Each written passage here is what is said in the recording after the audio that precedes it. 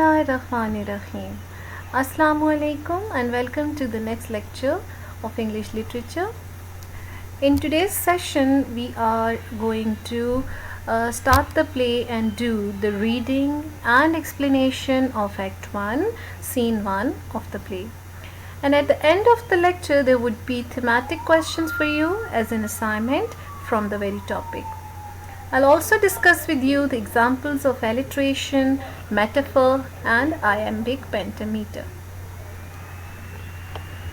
The scene 1 of Act 1 is laid in a street of Venice, where Antonio and Salarino and Silenio enters. The play opens with the declaration of an accountable fit of melancholy by Antonio to his friends Salarino and Silenio. In this first scene of Act 1 of the play, Antonio complains of a causeless melancholy which makes him depressed. His friends Silenio and Salarino point out the possible causes of his melancholy. This scene, the very first scene of Act 1, forms the exposition of the play and is of great dramatic significance. Okay, Act 1, Scene 1, in the street of Venice, where Antonio, Salarino and Silenio are having some discussion. Throughout the majority of Shakespeare's plays, Shakespeare uses blank verse and prose.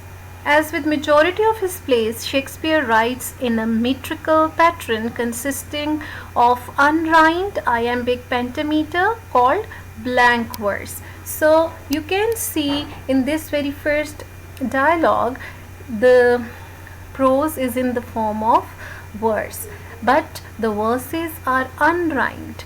Iambic pentameter is used. It's a blank verse. Iambic pentameter is the most common meter in English. William Shakespeare famously used iambic pentameter in his plays and sonnets. I will further explain iambic pentameter in the coming slides. Shakespeare's plays are written primarily in iambic pentameter. Okay. So starting with the first dialogue of Antonio, Antonio says, first of all, I will read the lines, then I will explain them, and then further I will explain the underlined hard words and expressions to you. Okay. In sooth, I know not why I am so sad. It wearies me. You say it wearies you, but how I caught it, found it, or came by it, what stuff it's made of, whereof it is born, I am to learn, and such a want with sadness makes of me, that I have much ado to know myself. Okay, the explanation of this dialogue is, to speak the truth, I do not know why I am so sad. It tires me, and you also complain that it tires you.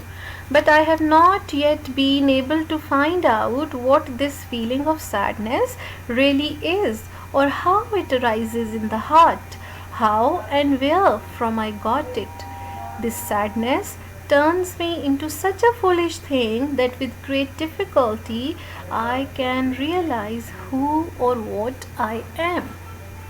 This was the explanation. Now moving on to the underlined hard words and expressions. The first underlined word is sooth. In sooth mean in truth. In truth, I do not know. I know not why I am so sad. I don't know why I am sad. Antonio is saying that in truth, I don't know why I am so sad. Antonio suffers from sadness, the cause of which he does not know. His friends suggest different causes, which, however, he rejects one by one. It wearies me. It wearies me means it makes me depressed. It makes me tired. You say it wearies you. His friends are also depressed, or you can say bored by his causeless melancholy.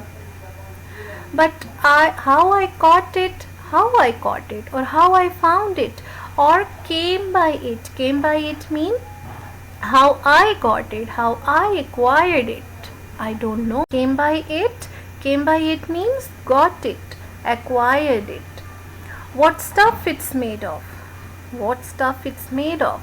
He doesn't know what is the cause or base of that melancholy. He doesn't know of what material is it made up of. I am to learn. I am to learn mean I have yet to find out. And such a want with sadness makes of me. Want with, it is an alliteration, and you might be familiar with this term alliteration, but for your in order to recall alliteration, I tell you the definition too.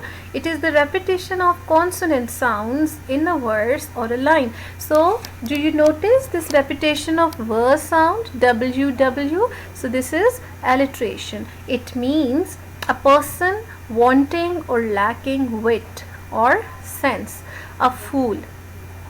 So this sadness, he says, Antonio says that this sadness turns me into such a foolish thing that I have much ado to know myself. Much ado mean great difficulty. To know myself, to understand my own nature, to understand my own moods. Okay, you got it? Okay. Now, what is an iambic pentameter? Shakespeare's plays are written primarily in iambic pentameter, but the lines are unrhymed and not grouped into stanzas. Unrhymed iambic pentameter is called blank verse. Shakespeare wrote prose in blank verse. A rhyme scheme in which each sonnet line consists of 10 syllables. The syllables are divided into 5 pairs called iambs or iambic feet. An iamb is a metrical unit made up of one unstressed syllable followed by one stressed syllable. An example of an iamb would be goodbye. So you see, goodbye, it's a one word but divided into 2 syllables, stressed and unstressed. A line of iambic pentameter follows like this: ba-boom, ba-boom, ba-boom. So you see, each slash is dividing a pair of syllables. So you can count 1, 2, 3, 4, 5.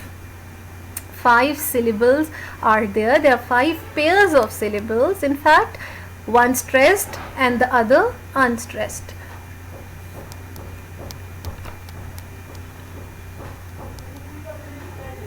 Here are some more examples from the different sonnets of William Shakespeare.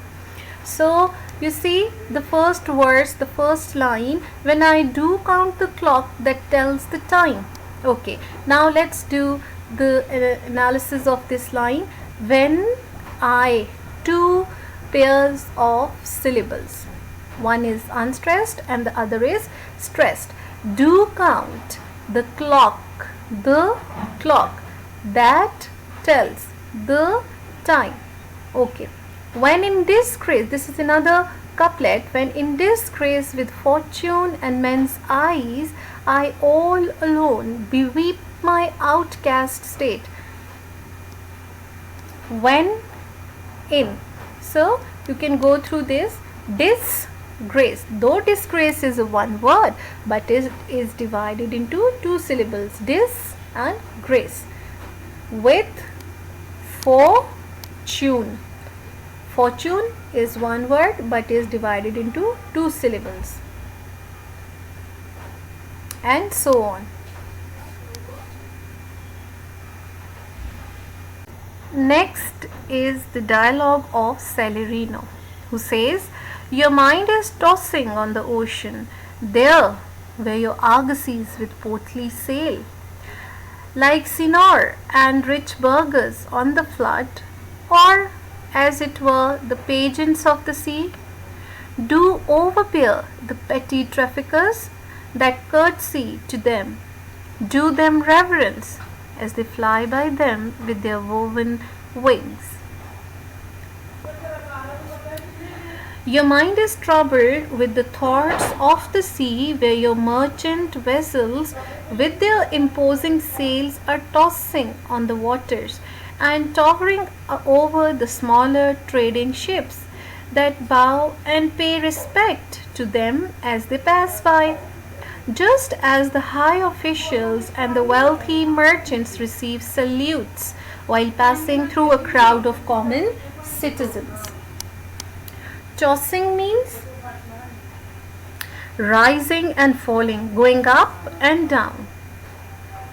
Your mind is tossing on the ocean. Your mind is rising up and down on the ocean.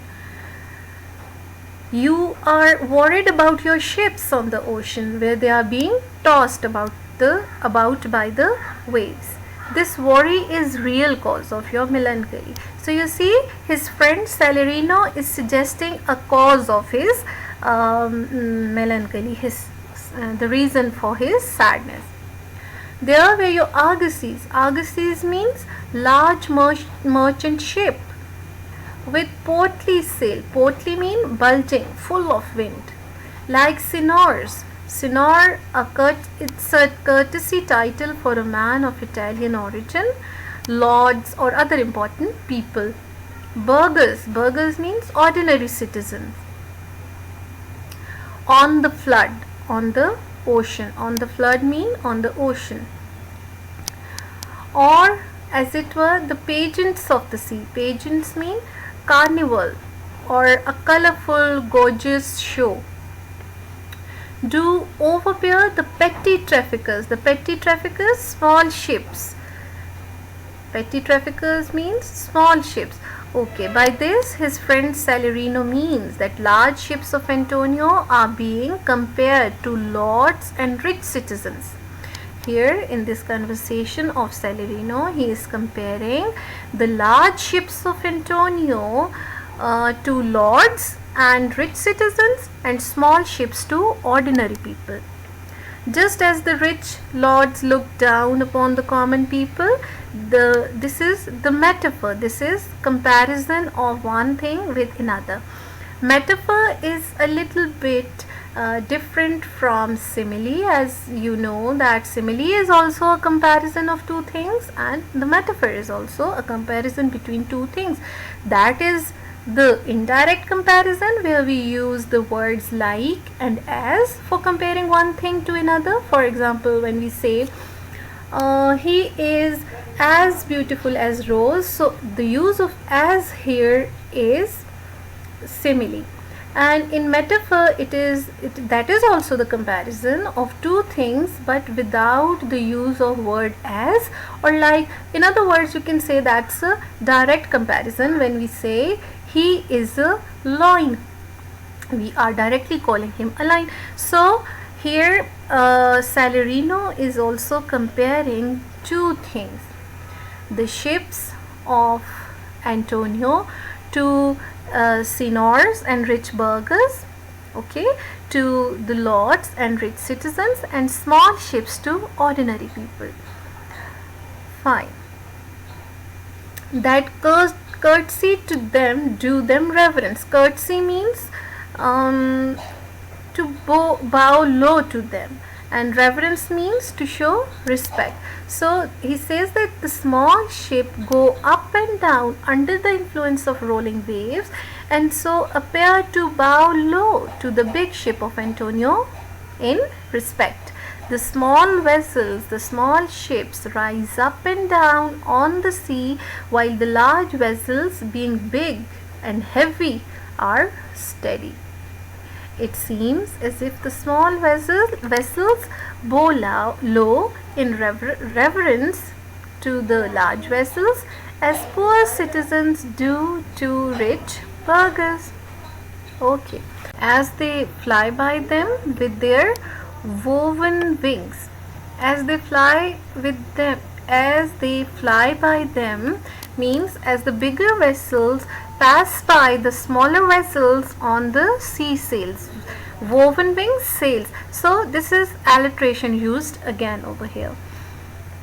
Moving on to the next dialogue, that is of Salarino. He says, "Believe me, sir, Had I such venture forth, the better part of my affections would be with my hopes abroad.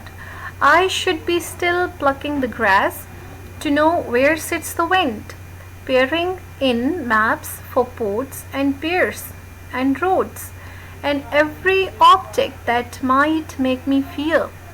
Misfortune to my ventures, out of doubt, would make me sad.